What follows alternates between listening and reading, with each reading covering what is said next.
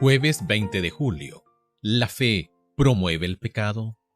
Una de las principales acusaciones contra Pablo era que su evangelio de justificación, solo por la fe, animaba a las personas a pecar. Romanos capítulo 3 versos 8 y capítulo 6 verso 1. Sin duda, los acusadores razonaban que si las personas no tienen que guardar la ley para ser aceptadas por Dios, ¿por qué deberían preocuparse por su manera de vivir?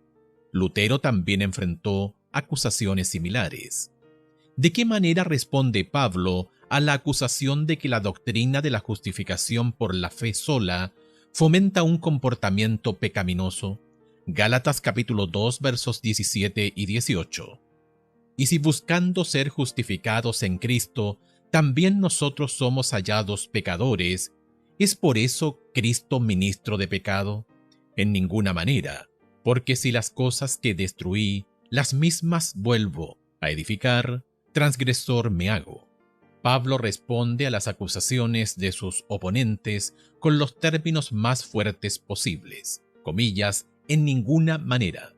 Aunque es posible que una persona pueda caer en pecado después de ir a Cristo, la responsabilidad ciertamente no sería de Cristo.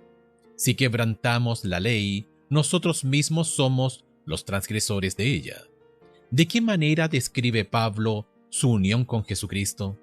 ¿De qué manera esta respuesta refuta las objeciones levantadas por sus oponentes? Gálatas capítulo 2 versos 19 al 21. Porque yo por la ley soy muerto para la ley, a fin de vivir para Dios. Con Cristo estoy juntamente crucificado, y ya no vivo yo, mas vive Cristo en mí. Y lo que ahora vivo en la carne, lo vivo en la fe del Hijo de Dios, el cual me amó y se entregó a sí mismo por mí. No desecho la gracia de Dios, pues si por la ley fuese la justicia, entonces por demás murió Cristo. A Pablo le resulta simplemente ridículo el razonamiento de sus oponentes. Aceptar a Cristo por la fe no es algo trivial.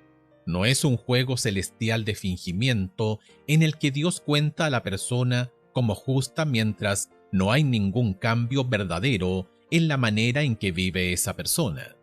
Al contrario, aceptar a Cristo por la fe es extremadamente radical.